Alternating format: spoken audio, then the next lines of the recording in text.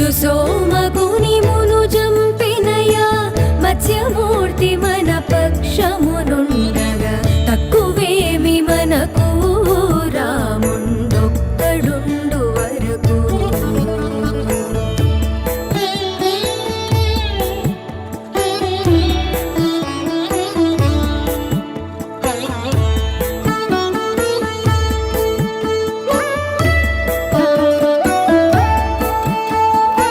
భూమి స్వర్గమును పొందుగా కొలిచిన వామనుండు మనవాడైయుండగా తక్కువేమి మనకు రాముండొక్కడుండు వరకు.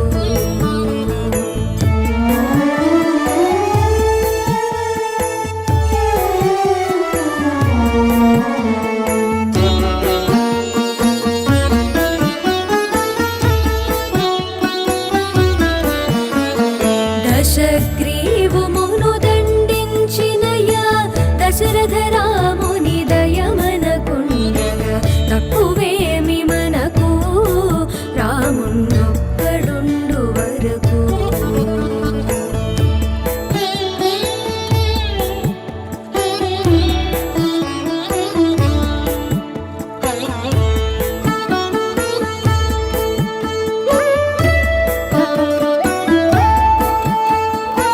దుష్టకంసుని దృంచినట్టి శ్రీకృష్ణుడు మనపై కృపతోనుండగా తక్కువేమి మనకు రాముండొక్కడుండు వరకు.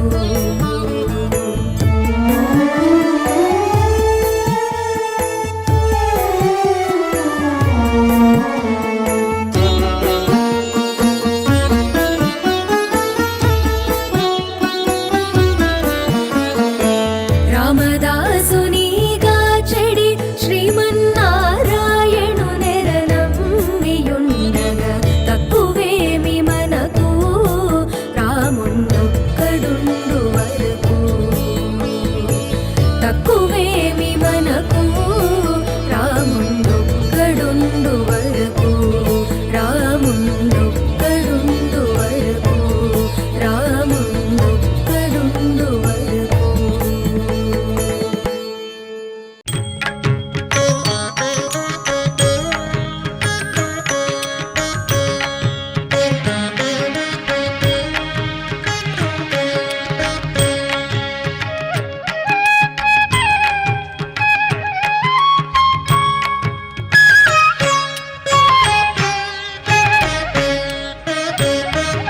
పంటురీతి కొలువు ఇయవయ్య రామా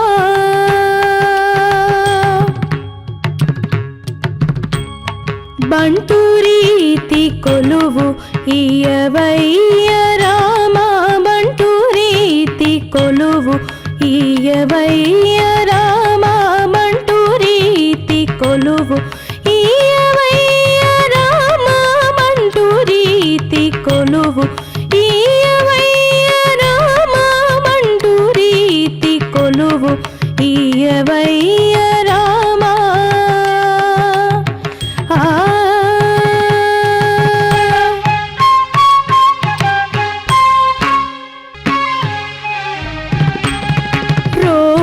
రోమాంచమానే కనకంచుకము రోమాంచమానే కనకంచుకము రామ భక్తుడనే ముద్ర పిల్లయో రోమాంచమానే కనకంచుకము రామ భక్తుడనే ముద్ర బిళ్ళయో రామనామమానే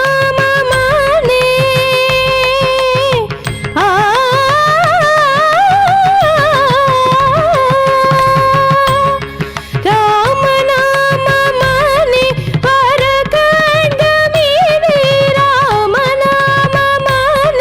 వరకంఠమిది రామనామమానే వరకంఠమిది రాజ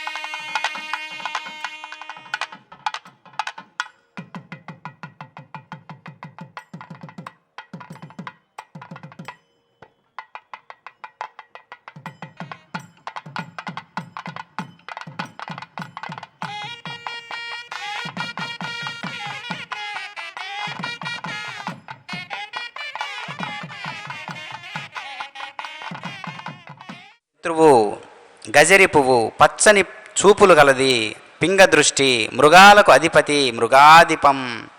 ఇలా సింహ పర్యాయ పదాలు అర్థాలు దాని రూపాన్ని విశేషంగా తెలియజేసుకుంటూ ఉన్నారు. అంటే ప్రతి ఒక్క పరాక్రమం వెనకాల ఒక అద్భుతమైనటువంటి ఒక దివ్య తేజో సంపన్నమైనటువంటి ఒక విధి విధానాలు మనకు కనిపిస్తూ ఉంటాయి. అంటే ప్రతి దానికి కొన్ని లక్షణాలు ఉంటాయి కదా. మనిషి అంటే లక్షణాలు ఉన్నాయి. ఆహార విషయమందు, నిద్ర వ్యవస్థ యందు, సర్వమాన ప్రాణ సమూహములలో మానవునికి బుద్ధి ప్రధానము అంటారు కదా. మనిషికి జంతువుకు తేడా ఏంటి అంటే మనిషికి బుద్ధి పాత్రత ఎక్కువగా ఉంటుంది. ఆ ఎంత ఎక్కువగా ఉంటుంది అంటే సిద్ధిని కలిగించేంత ఎక్కువగా ఉంటుంది. కాబట్టి మనిషిని ప్రత్యేకమైనటువంటి మనుష్య జన్మ దుర్లభం అంటూ ఉంటారు కదా. దానికి కారణం మనిషికి బుద్ధి పాత్రత కలిగి ఉండటము. అందుకనే ఆ బుద్ధిని సిద్ధి కలిగించేటంతగా మనం ప్రేరేపించుకుంటూ ఉండాలి. మనలో మనం నిమగ్నమవుతూ సాధనలను ప్రేరేపించుకుంటూ ఉండాలన్నమాట. అది ఇందులోని ఆంతర్యం. అందుకనే శ్రీరామచంద్రుని యొక్క ఆ గుణాలు ఎట్లా ఉన్నాయంటే సాక్షాత్తు సీతామ్మవారు అడిగినప్పుడు హనుమంతుల వారు తెలియజేస్తారు కదా. ఓ హనుమంతా హాయి పొంది తిని నీ పలికిన శ్రీరామ కథ విని, రామ లక్ష్మణులా ఎట్లెరిగితివి, రూపురేఖలను ఎట్లుగాంచితివి, వారి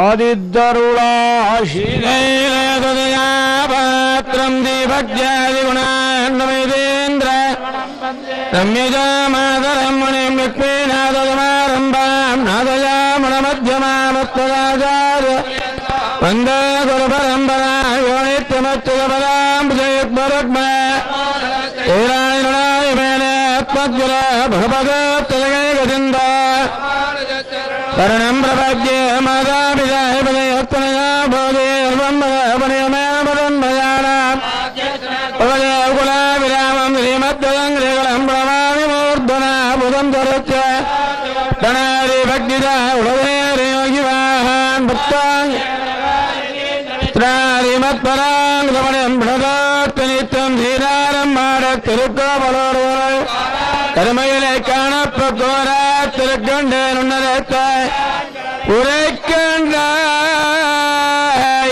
இங்கே வந்து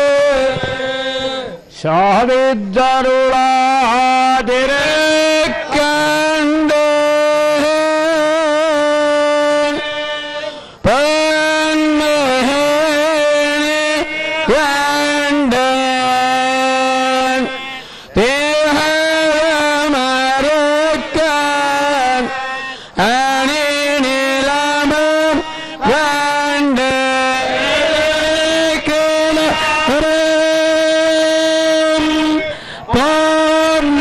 பொன்னாழி கண்டேன்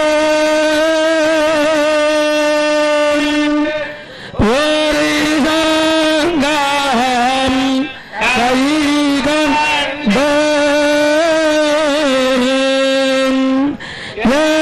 நாடி பனன்பான் என்னை கண்டேன் பொன்மேனி வேண்டேன்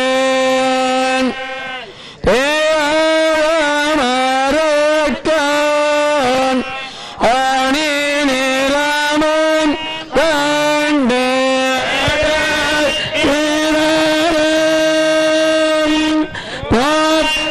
பொன்னாடி கண்டேன்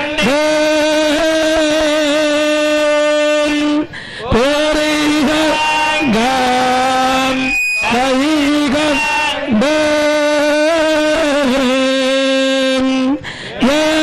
நாடி வனன்பால் என்ன நேகர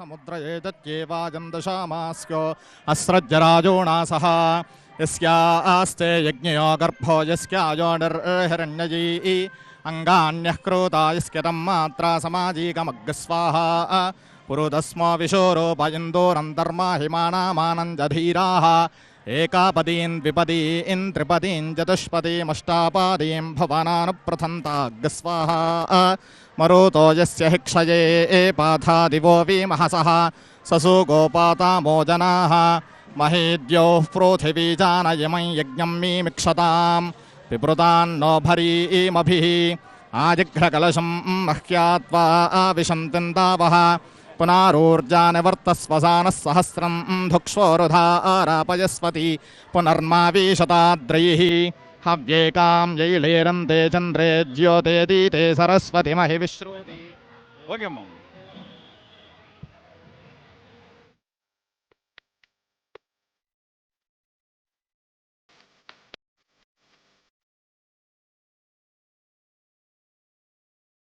సింహవాహనారూఢుడైనటువంటి శ్రీరామచంద్రమూర్తి ఉత్తర మాడవీధి ముఖంగా గమనిస్తూ ఉన్నారు మనందరినీ కూడా. ఆ గమనం ఎలాంటిది అంటే కంటికి చూపుగా, చెవికి వినికిడిగా, చర్మానికి స్పర్శగా, ముక్కుకు వాసనగా, నాల్కకు రుచిగా తానుంటూ భరిస్తూ అన్నిటినీ శాసిస్తూ ఉన్నటువంటి గమనింపు అన్నమాట.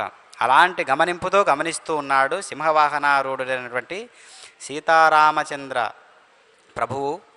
సీతారాముడై హనుమత్ సమేతంగా లక్ష్మణస్వామి సహితంగా ఈ విధంగా వేంచేస్తూ ఉన్నారు.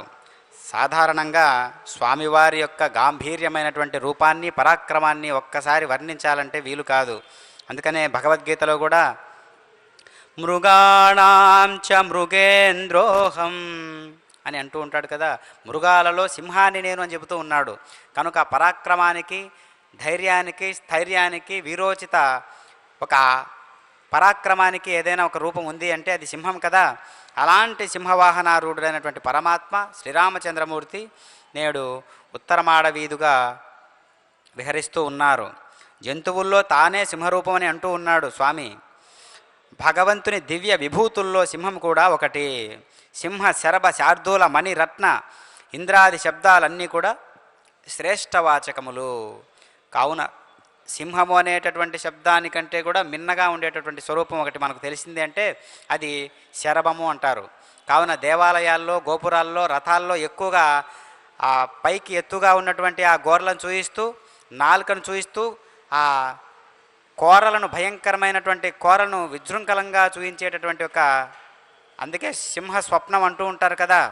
అలాంటి దేదీప్యమానమైనటువంటి రూపాన్ని మనం దర్శిస్తే, ఆ సింహవాహనారూఢుడైనటువంటి పరమాత్మను మనం దర్శిస్తే మనకు సకల శుభాలు కలుగుతాయని దీంట్లో ఉన్నటువంటి అంతరార్థం. మనలో ఉన్నటువంటి అరిషట్ వర్గాలు, తర్వాత అంతఃకరణ శుద్ధి లేనితనం, ఇవన్నీ కూడా సింహరూపంలో ఉన్నటువంటి స్వామివారిని దర్శిస్తే ఆ విరుగుడు మనకు వెంటనే దొరికినట్లే. కావున సాక్షాత్తు పరబ్రహ్మ స్వరూపమైనటువంటి ఈ యొక్క సింహ స్వరూపాన్ని మనం దర్శించినంత మాత్రం చేతనే మనలో ఉన్నటువంటి ఆ కల్మషం కావచ్చు, అరిషట్ వర్గాల యొక్క ఆ వైఖరి కావచ్చు తగ్గి మనకు అనుకూలంగా ప్రవర్తించడం గమనార్హం. అందుకనే ఉదయం నిద్ర లేవగానే దర్శించేటటువంటి వస్తువుల్లో చిత్రాలలో సింహం అనేది అతి ముఖ్యమైనది. కార్యదీక్షకు, బుద్ధి కుశలతకు, పరాక్రమానికి, ధైర్యానికి, గాంభీర్యానికి, శీఘ్ర గమనానికి, శత్రు సంహారానికి సింహం దృష్టాంతం. కనుక ఉదయాన్నే సింహాకృతిని చూడడం వల్ల మనలో సింహ లక్షణాలు స్ఫురించి మన దైనందిన కార్యక్రమంలో సోమరితనాన్ని వదిలి పట్టుదలతో ప్రవర్తించి సర్వత్రా విజయులమై ఆధిపత్యంలో రాణించే స్ఫూర్తి చేకూరుస్తుంది. కావున అన్నింటిలోనూ ఆధిపత్యం వహించాలి అంటే ఎప్పుడు సిద్ధంగా ఉంటుంది. పరాక్రమానికి ఎప్పుడు సిద్ధంగా ఉండేటటువంటి జంతువు ఏదైనా ఉంది అంటే అది సింహం. వీరోచిత కార్యక్రమాలకు ఎప్పుడూ ధీటుగా ఉంటుంది అంటే అది సింహం. అలాంటి సింహవాహనారూఢుడైనటువంటి పరమాత్మ ఏ రకంగా ఉండాలి? ఎంతోమంది రాక్షసులను మట్టుబెట్టినటువంటి చైతన్య స్ఫూర్తి శ్రీరామచంద్ర ప్రభువు కదా. సింహం మృగాల్ని వేటాడి చంపుతుంది. అంతేకాదు సింహస్ఫూర్తి కామ క్రోధాదులనే అంతఃశత్రు మృగాలను వేటాడి చంపుతుంది. అంతేకాదు సింహంలో మరో ప్రత్యేకమైనటువంటి బుద్ధిశక్తి కూడా ఉంది. వేటాడి వచ్చాక విశ్రాంతి తీసుకొని అప్పటి వరకు తాను చేసినటువంటి పనిని గూర్చి అందరి లోపాలను గురించి ఒక్క మారు ఆలోచిస్తుందట. అందుకే చదివిన దాన్ని నెమరు వేయడాన్ని, అంటే మరలా ఒక మారు గుర్తు చేసుకోవడాన్ని సింహావలోకం అంటారన్నమాట. సింహావలోకనం అనే మాట అందుకొచ్చింది. ఎప్పుడూ కూడా ఆ చైతన్యం యొక్క స్వరూపం ఏ విధంగా ఉంటుందంటే అనేక రూపాలుగా ఉంటుంది. అనేక రూపాలుగా ఉన్నటువంటి ఆ చైతన్యాన్ని ఒక్కడుగా శాసిస్తూ ఉంటాడు పరమాత్మ. ఈ పునరాలోచనా శక్తి జంతువుల్లో ఒక్క సింహానికి మాత్రమే ఉంటుందంట.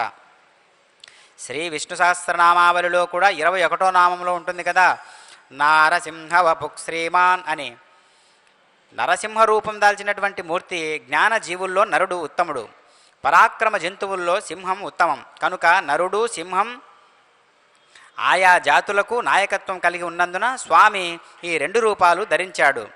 సింహత్వంతో హిరణ్యకశిపుని వధ, నరత్వంతో ప్రహ్లాద రక్షణ గావించాడు. అట్లే 200వ నామం సింహ అంటే కాలానుసారం హింసించేటటువంటి వాడు, సింహమూర్తి అయినటువంటి వాడు. అహంకారాదులనేటటువంటి ఏనుగుల్ని హింసించేటటువంటి సింహం విష్ణువు. కావున దుర్జనుల్ని హింసించడం, సజ్జనుల్ని రక్షించడం ఈ సింహం చేసేటటువంటి పని. కనుక స్వామి సింహమయ్యాడు. ఇది విష్ణు సహస్రనామాల్లో ఉన్నటువంటి ఒక నామం. కనుక అలాంటి సింహవాహనారూఢుడైనటువంటి శ్రీరామచంద్రమూర్తి సీతారామ లక్ష్మణ హనుమత్ సహేతంగా గమనం చేస్తూ ఉన్నటువంటి ఆ తీరును చూస్తూ ఉంటే అది ఆనాటి కాలంలో అయోధ్యానగరంలో మనమందరం త్రేతాయుగ కాలంలో విహరిస్తూ ఉన్నట్లుగా గోచరిస్తూ ఉన్నది. మన యొక్క ప్రతి స్పందన కూడా రామ స్పర్శతో కూడి ఉండాలి. అప్పుడు మనకేమర్థమవుతుంది అంటే కనిపించే ప్రతిదీ కూడా రామ శబ్దంతోనే నిండి ఉంటుంది. కావుననే అంతయు నీవే హరి పుండరీకాక్ష, చెంతనాకు నీవే శ్రీ రఘురామ, అంతయు నీవే హరి పుండరీకాక్ష. కులమును నీవే గోవిందుడానా, కలిమియు నీవే కరుణానిధి. కులమును నీవే గోవిందుడా నా, కలిమియు నీవే కరుణానిధి. తలపును నీవే ధరణి ధరానా, నెలవును నీవే నీరజనాభా, అంతయు నీవే హరి పుండరీకాక్ష అని అన్నమాచార్యుల వారు అంటారు కదా. ఆ విధంగా రామచంద్రుని యొక్క గుణగణాలని సర్వత్రా మనం సర్వత్రా గమనించి దర్శించినట్లయితే రామచంద్రుని యొక్క భావజాలాలు, రామచంద్రుని యొక్క లక్షణాలు సామాన్య మానవునికి కూడా చేరడం అనేది సహజమైనటువంటి మాట. ఎందుకంటే యదృశ్యం తన్నశ్యం, కనిపించే ప్రతిదీ కూడా నశించబడేదే. కానీ కనిపించకుండా కదిలిస్తూ ఉన్నటువంటి చైతన్య స్ఫూర్తి ఒకటి ఉన్నది. అదే శ్రీరామచంద్ర యొక్క ఒక గొప్ప సత్యనిష్ట, గొప్ప ధార్మిక నిష్ట. కావున సత్యము ధర్మము తమ జీవితాశయములుగా విచ్చేసి అవతారాన్ని ఆ విధంగా సాగించినటువంటి మూల ప్రభువు ఎవరు అంటే శ్రీరామచంద్రుడే. అట్లాంటి సుగుణాభిరాముడు చైతన్యమూర్తి ఎంతో జ్ఞాననిష్ట కలిగినటువంటి వాడు. ఎందుకు జ్ఞాననిష్ట అంటున్నాము అంటే యోగవాసిష్టంలో 32,000 శ్లోకాలలో ఉన్నటువంటి యోగవాసిష్టం యొక్క పారమార్థిక చింతన ఒక కదిలి 16 సంవత్సరాలకే విరాగి అయి గొప్ప రాజయోగి తత్వాన్ని ఏ విధంగా అవలంబించాడో అదే రామచంద్రుని యొక్క అవతారం. కావున రామచంద్రుడు ఎలా ఉన్నాడు, ఏ తీరుగా ఉన్నాడు, ఏ తీరుగా గమనం చేస్తున్నాడు అంటే ఇదిగో ఈ రకంగా ధర్మ మార్గాన్ని అనుసరిస్తూ ఉన్నాడు. సత్య బాటను పట్టి ఈ యొక్క సుదీర్ఘమైనటువంటి సత్యాన్ని పాటిస్తూ ఉన్నాడు, పాలిస్తూ ఉన్నాడు. అదే ప్రజలకు నేర్పించడానికే వచ్చాడు అనేటటువంటి అవతారం ఏదైనా ఉంది అంటే అది శ్రీరామ అవతారం. కనుకనే సంపూర్ణ అవతారం అంటారు రామచంద్రుని యొక్క అవతారాన్ని. ఎందుకంటే మామూలు నరునుగానే పుట్టి గర్భస్థ నరకాన్ని అనుభవిస్తూ అన్ని రకాల అవస్థలన్నీ కూడా పొంది శ్రీరామచంద్ర ప్రభువు ఒక సాధారణ మానవుడిలాగే జటాజూటలను ధరించి కూడా అడవులలో అరణ్యాలలో నివసించినటువంటి తీరు మనకు తెలుసు. కావున సామాన్యమైనటువంటి ఒక పాత్ర అయినప్పటికీ కూడా అసామాన్యమైనటువంటి ధర్మాన్ని, అసామాన్యమైనటువంటి సత్యాన్ని పట్టుకుంటే ఏ ఒక్కరి జన్మ కూడా అసామాన్యమే అని చెప్పేటటువంటి ఒక దివ్యమైనటువంటి ఒక గాథయే శ్రీమద్ రామాయణం. కావుననే 24,000 శ్లోకాలలో ఉన్నటువంటి సారాన్ని మనం అవపోసన పట్టిన వాళ్ళమైతే రామచంద్రుని యొక్క దర్శనం జరిగినట్లే. అది అందరికీ సాధ్యమవుతుంది కదా. కావున ప్రతి ఒక్కరు కూడా కోదండ రామాలయంలో జరుగుతున్నటువంటి బ్రహ్మోత్సవాల సందర్భంగా ఈ యొక్క ఔచిత్యమైనటువంటి నాయకుడు, లోకనాయకుడు, జనరంజకుడైనటువంటి సీతారామ ప్రభు ఈ యొక్క గమనాన్ని చేస్తూ ఉన్నాడు. ఈ మాడవీధులలో సంచారం చేస్తూ ఉన్నాడు. సంచారం చేస్తూ ఉన్నటువంటి ప్రభువు మన హృదయ మనో గమనంగా సాగుతూ ఉన్నాడనేటటువంటి విషయాన్ని మనం గమనిస్తూ ఉండాలి. హృదయాన్ని పీఠికగా తాను ఎంచి గమనిస్తున్నాడు అని మనం భావించాలి. అప్పుడు మాత్రమే మనకు సుదీర్ఘమైనటువంటి దర్శనం చేకూరుతుంది. ఆ యొక్క దివ్యమంగళాకారుని యొక్క స్వరూపాన్ని దర్శించడానికి వీలుగా అనంతమైనటువంటి గుణగణాలను మనం ప్రేరేపించుకోవాలి. ఆ గుణాలను ప్రేరేపించుకున్నంత మాత్రాననే ఆ సింహ సదృశ్యం మనకు అర్థమవుతుంది. అందుకనే లంకలో సీతామ్మవారి వద్దకు ఆ విధంగా రావణాసుడు విచ్చేసినప్పుడు రాముణ్ణి మర్చిపో, ఎందుకు చేతగానివాడు, అది ఇదిని నానా రకాలుగా మాట్లాడుతున్నప్పుడు సీతా అమ్మవారికి సింహం యొక్క గాంభీర్యం ఏ విధంగా ఉంటుందో అలాంటి గాంభీర్యమైనటువంటి ధైర్య సాహసోపేచితమైనటువంటి ఒక వాక్కులు జనిస్తాయన్నమాట. నిరతము పతినే మనమున దలచుచు క్షణమొక యుగముగా కాలము గడుపుచు రావణ గర్వ మదంబుల దృంచు రాముని శౌర్య ధైర్యముల దలచుచు శోకతప్తయై శిరమును వంచి తృణమును దృంచి తన ముందుంచి మారు పల్కె సీత దీనా స్వరమున తృణము కన్న రావణుడే హీనమన. ఓయి రావణ నా మాట వినుము, శ్రీరామునితో వైరము మానుము, శీఘ్రముగా నన్ను రాముని చేర్చుము, త్రికరణ శుద్ధిగా శరణు వేడుము, నిను మన్నించి అనుగ్రహింపుమని కోరుకొందు నా కరుణామూర్తిని. మారు పల్కె సీత దీన స్వరమున తృణము కన్న రావణుడే హీనమన. ఓ రావణ, ఇప్పటికైనా మించింది లేదు, నీవు ఇప్పటికైనా మేలుకో అని ఒక సింహం లాంటి ఒక పరాక్రమంతో అమ్మవారు ఏ విధంగా చెబుతున్నారంటే, నా రాముని నేను వేడుకుంటాను, నిన్ను తక్కువ శిక్షించమని అంటున్నారు. ఎంత గొప్ప ఉదార స్వభావమో కదా, ఎంత గొప్ప గాంభీర్యమైనటువంటి ధైర్య సాహసమో కదా.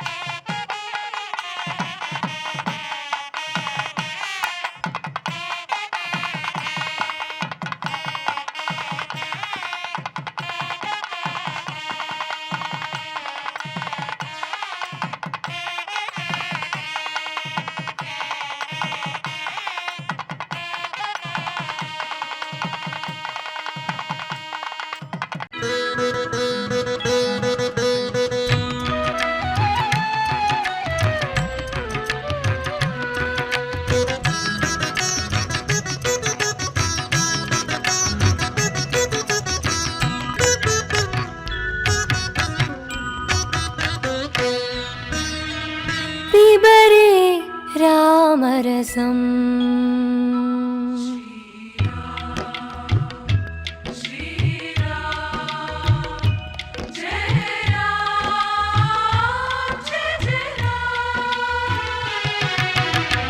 పిబరే రామరసం రసనే పిబరే రామరసం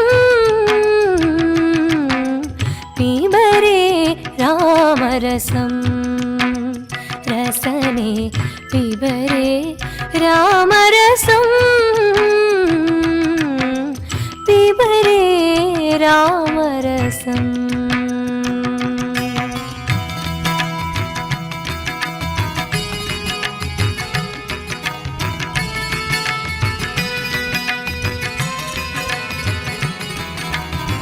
జనన మరణ భయ శోక విదూరం జనన మరణ భయ శోక విదూరం సకల శాస్త్ర నిగమాగమ సారం జనన మరణ భయ శోక విదూరం సకల శాస్త్ర నిగమాగమ సారం పిబరే రామరసం రసనే పిబరే రామరసం పిబరే రామరసం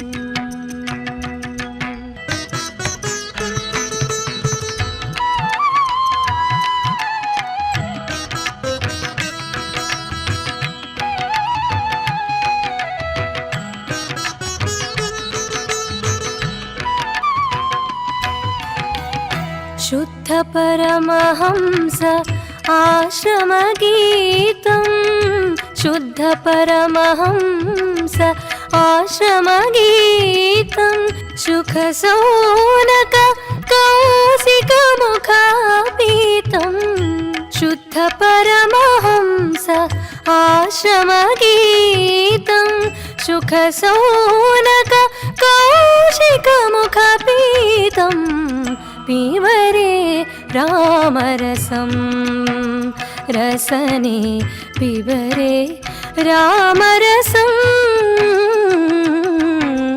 పిబరే రామరసం రసనే పిబరే రామరసం పిబరే రామరసం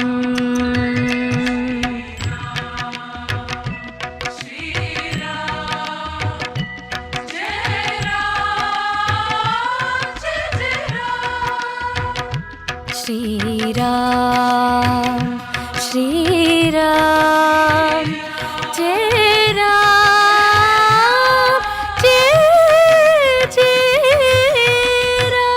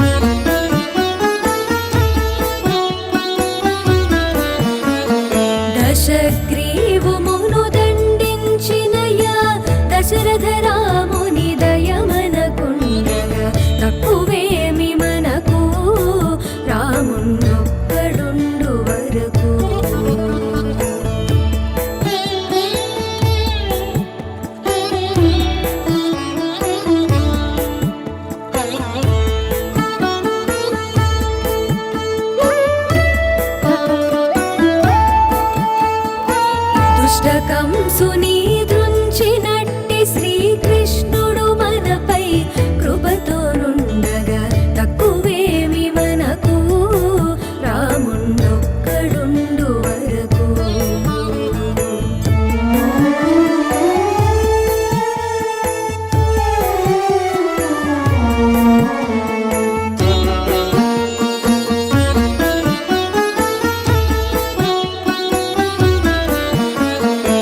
రామదాసునిగా చెడి శ్రీమన్నారాయణు నెరనమ్మియుండగా తక్కువేమి మనకు రాముండొక్కడుండు వరకు. తక్కువేమి మనకు రాముండొక్కడుండు వరకు. రాముండొక్కడుండు వరకు. రాముండొక్కడుండు వరకు.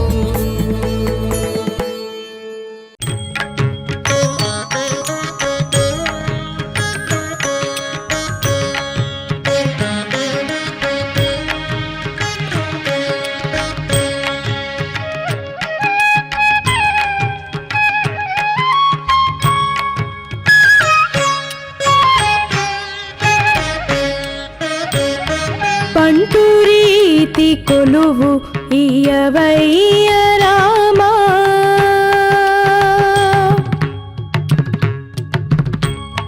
బంటురీతి కొలువు ఇయవయ్య రామా. బంటురీతి కొలువు ఇయవయ్య రామా.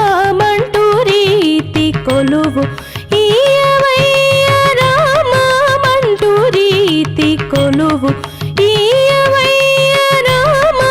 బంటురీతి కొలువు ఇయవయ్య రామా.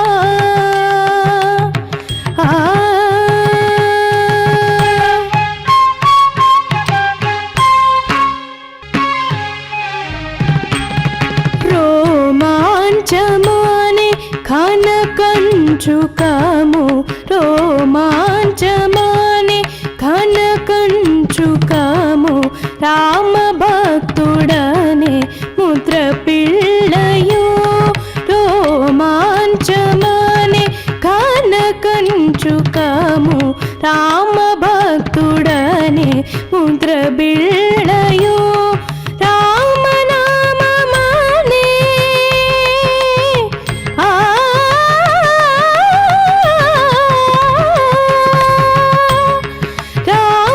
రామనామమానే వరగండమిది.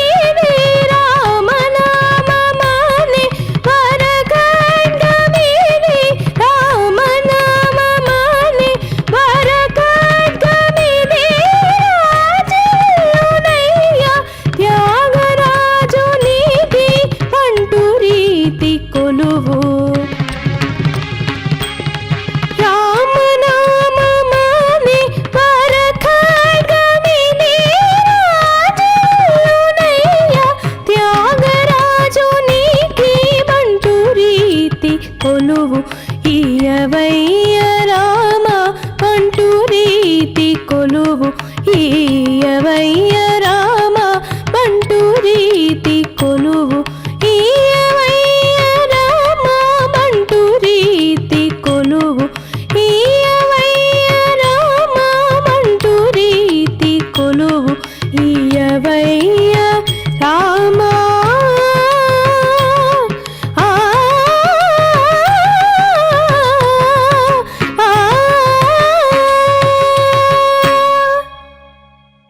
జయ శ్రీరామ్.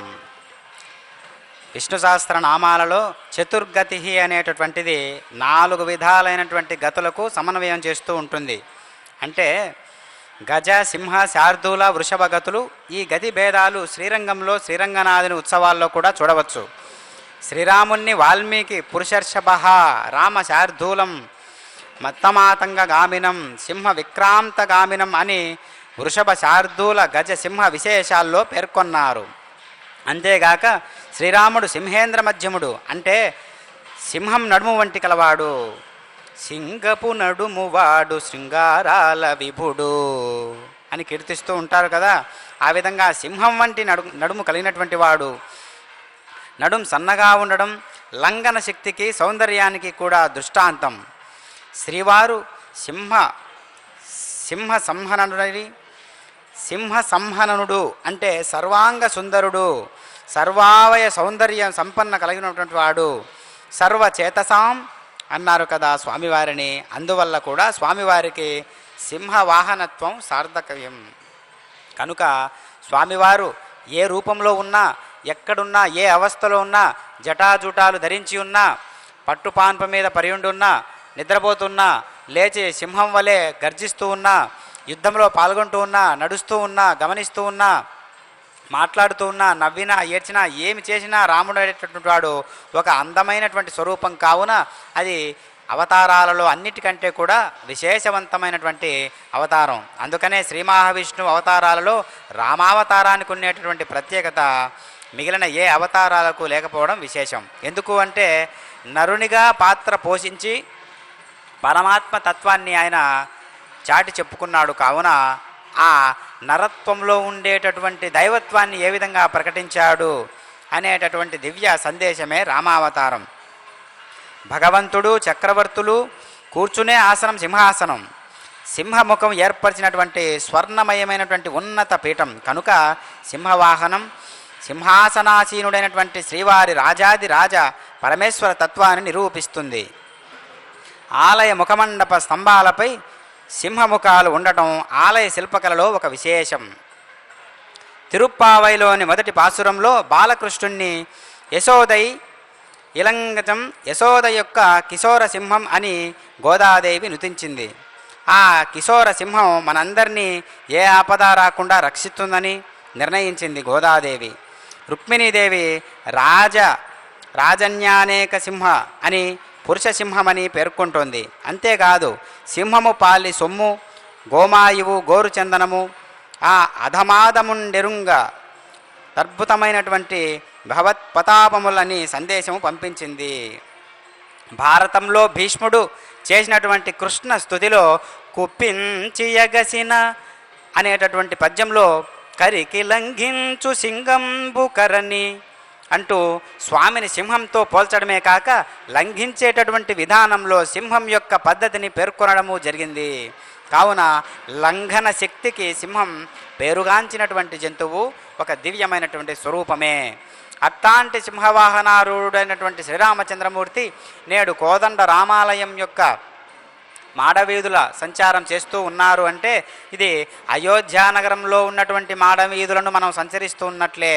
ఎందుకంటే అలనాడు త్రేతాయుగంలో ఏ విధంగా ఆ వైభవోపేతమైనటువంటి ఆర్భాటాలు వైభవాలు ఏ విధంగా మనం దర్శించామో రామాయణంలో ఆ విధమైనటువంటి వైభోగంతో తిరుమల తిరుపతి దేవస్థానముల వారు కలిగించినటువంటి ఈ యొక్క అవకాశాన్ని మనమందరం కూడా ఈ విధంగా వినియోగించుకుంటూ ఉన్నాం. కనుక రాజసింహమైనటువంటి రామచంద్రమూర్తి ఆ గాంభీర్యంతో, యశస్సుతో, ఉషస్సుతో, కీర్తితో, వైరాగ్యంతో భక్తి భావన చైతన్యమూర్తులందరికీ కూడా దర్శనమిస్తూ ఉన్నాడు. అలాంటి వారిలో అగ్రగణ్యుడు హనుమంతుల వారు కదా. ఎంతో వినయానికి ప్రతీకగా ఉన్నటువంటి హనుమంతుల వారు రామచంద్రుని యొక్క దివ్య గుణాలను ఎప్పుడూ పొగుడుతూ ఉండేటటువంటి ఒక భాగవతోత్తముడు కదా. అందుకనే యోగశాస్త్రంలో కూడా సింహం వాహన శక్తికి, శీఘ్ర గమన శక్తికి ఆదర్శంగా భావిస్తారు. భక్తుడు సింహం వంటి బలపరాక్రమాలు కలిగితే భగవంతుడు వానిపై రక్షకుడుగా ఉండి అనుగ్రహిస్తాడనేది ఈ సింహవాహనంపై వచ్చే స్వామి దర్శనంగా భావించాలి. శ్రీవారి ఆలయంలో యోగ నరసింహుడు యోగముద్రతో ఉన్నాడు. తిరుమల దారిలో లక్ష్మీ నరసింహుడై ఉన్నాడు. జ్యోతిశాస్త్రంలో సింహరాశి ఉంది. దీనికి అధిపతి రవి. సింహరాశిలో జనించినటువంటి వాళ్ళు గొప్ప ప్రతిభావంతులు అవుతారని, కార్యశీలులు అవుతారని, స్వతంత్ర భావాలు కలవాళ్ళు అవుతారని, ఎంత క్షాత్రమో అంత క్షమాగుణము కలిగి ఉంటారని, బాధ్యత గల కార్యాలు చక్కగా నిర్వర్తిస్తారని, ఈ రాశి అగ్నితత్వం కలిగి రవిచే పాలింపబడుతూ ఉంటుందని, ఈ రాశి వాళ్ళు నాయకులుగా పరిపాలకులుగా ఉంటారని, తమకంటూ ప్రత్యేకతను సంపాదించుకుంటారని ఈ లక్షణాలన్నీ స్వామివారి అందున్నాయి. ఆ సింహంలో ఉన్నటువంటి లక్షణాలన్నీ కూడా ధైర్య స్థైర్య పరాక్రమాలన్నీ కూడా రాజసింహమైనటువంటి శ్రీరామచంద్రునిలో కూడా ఉన్నాయనేటటువంటిది ఇక్కడ విశేషంగా చెప్పుకోదగ్గ అంశము. కావున సింహరాశికి చెందినటువంటి సింహాన్ని వాహనంగా పొంది భక్తుల్ని అనుగ్రహించడంలో ఎంతో ముఖ్యమైనటువంటి పాత్ర పోషిస్తూ ఉన్నారు శ్రీరామచంద్ర ప్రభువుల వారు. కావున మృగరాజు సింహం రాజ లక్షణాలకు సంకేతంగా, పరాక్రమానికి సంకేతంగా, ఆసన విశిష్టత తెలిపేటటువంటి సందర్భాలలో సింహాసనం వంటి పదాలని ఉపయోగిస్తుంటాం. సింహం ఆసనంగా, ఎట్లో వాహనంగా కూడా అట్లే ఉగ్రహమూర్తుల్లో సింహం వాహనంగా ఇతర ఆగమాల్లో ఉంది. తిరుమంగయ్య ఆల్వారు పెరియ తిరుమొలిలో పొంగియ మరిల్ ఒరుకాల్ పొన్ పెయరోనై వెరువ అంజు అవానకం అలైందిట్టు ఆయిరందోల్ ఎలుందాడ వెంగల్ ఇరండు ఎరికాండ్ర నీండ ఎయిత్తోడ పేల్వాం సింగు ఉరువిల్ వరుణాన్ సిత్తిర కూడత్తుల్లానే పొంగిపోరున సింహ హిరణ్యకశిపుడు భయపడగా వాని శరీరాన్ని చీల్చివేసి 1000 భుజాలు లేచి ఆడ పచ్చని కన్నులు 2 నిప్పులు గ్రక్క గోరలతో పెద్ద నోట నరసింహ రూపంలో వచ్చేటటువంటి వాడు చిత్రకూటంలో ఉన్నాడు అని హిరణ్యకశిపుని సంహరించిన నారసింహుణ్ణి అల్వార్లు భావించారు. నరసింహమూర్తిని భావించిన ఈ పాసురం వలనే తిరువాయిమొలిలో నమ్మాల్వారు అడియాడి అకం కరైందులో నరసింహావతార ప్రశస్తి చేశారు. ఈ ప్రశస్తిని సింహ ప్రాశస్త్యాన్ని గ్రహించి సింహాన్ని వాహన సేవగా పూర్వాచార్యులు భావించారు. అన్నమయ్య కూడా వివిధ నరసింహమూర్తుల్ని కీర్తించారు. కానీ విశేషించి సింహవాహన ప్రసక్తి మాత్రం చేయలేదు. కానీ అనేక రకాలుగా కీర్తనలో నరసింహ తత్వాన్ని ఆ పాడినటువంటి విధానాన్ని మనం గమనించవచ్చు. అందుకనే బ్రహ్మాండ పురాణంలోని 11వ అధ్యాయంలో సింహాదుడనే రాక్షసుడు యజ్ఞయాగాదులు నాశనం చేస్తూ బ్రాహ్మణుల్ని దేవతల్ని బాధిస్తున్నాడని శ్రీనివాసుని ప్రార్థిస్తారు. స్వామి, మీరందరూ కూడా బ్రాహ్మణ వేషంలో చోళ చక్రవర్తి వద్దకు వెళ్ళి మీ బాధలు వివరించండి, అతని ద్వారా మీ ఆశయం నెరవేరుస్తుందని సూచించాడు. అందరూ వెళ్ళి చక్రవర్తిని ప్రార్థించారు. రాజు సరే అని సింహాదుని చంపే ఉపాయం తెలుసుకోవడం కోసం వెంకటాచలంలో ఉన్న శ్రీనివాసుని వద్దకు వస్తాడు. రాక్షస సంహారానికై శ్రీనివాసుడు తన పంచాయుధాలను చక్రవర్తికి ఇచ్చాడు. రాజు వాటిల్ని ధరించాడు.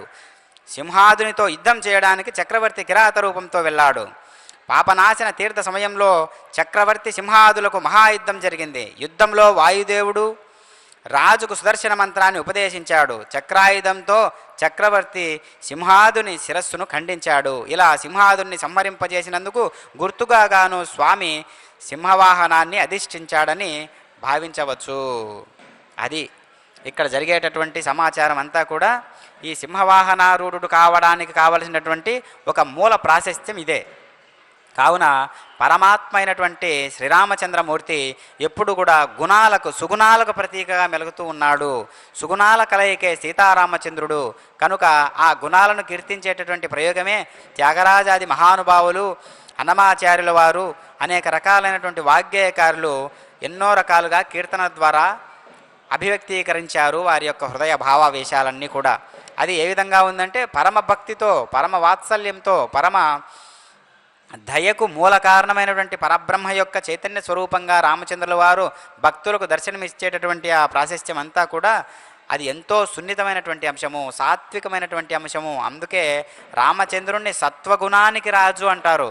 ఆయన దేనికి ప్రభువు అంటే సత్వగుణానికి ప్రభువు.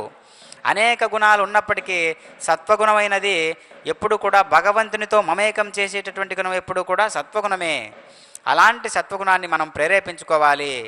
పరాక్రమాన్ని ప్రదర్శించేటప్పుడు మాత్రం ఆ రజోగుణాన్ని క్షాత్రధర్మంతో ప్రకటింపజేసినప్పటికీ కూడా అంతరంగంలో ఉన్నటువంటి అసలైన స్వరూపం సత్వగుణమే. ఎట్టకేలకు భగవద్గీతలో చూసుకుంటే త్రిగుణాతీతుడను అని అంటున్నాడు కదా. గుణాలను ఆడించేవాడు పరమాత్మ. ఆ త్రిగుణాతీత స్వరూపుడైనటువంటి పరమాత్మను మనం ఎన్ని రకాలుగా దర్శించవచ్చు, ఎన్ని రకాల ఆర్భాటాలతో, ఎన్ని రకాల వైభవాలతో స్వామివారిని దర్శించవచ్చు అనేటటువంటిది మనం నిత్యం కూడా భాసన చేసుకుంటూ ఉండాలి. కావున నిత్య సూరగణం ఉంటారు కదా, నిత్య సూరగణాలలో విశ్వక్షేణుల వారు సర్వసైన్యాధ్యక్షుడై ఈ యొక్క వైష్ణవ సాంప్రదాయంలో ఒక శైవాగమంలో గణపతి ఏ విధంగా ఉంటారో విశ్వక్షేణుల వారు కూడా ఆ విధంగా వైష్ణవ సాంప్రదాయంలో గణాలన్నిటికీ మూర్తిత్వాన్ని వహిస్తూ ఉన్నారు. అట్లాంటి స్వామిని ప్రతిగా ఎంచి ఈ యొక్క కైంకర్యాలన్నీ నిర్వహిస్తూ ఉండడం విశేషం. కావున సర్వమంగళాకారుడైనటువంటి రామచంద్రమూర్తి సర్వ నిర్దేశకాలన్నీ కూడా ఒకదానికొకటి పోటీగా తనలో తాను రమిస్తూ ఉండడానికి కారణమైనటువంటి అంశాలన్నీ గమనించుకుంటూ స్వామి చైతన్యమూర్తి అని లోకాలే ప్రకటించబడుతూ ఉన్నాయి.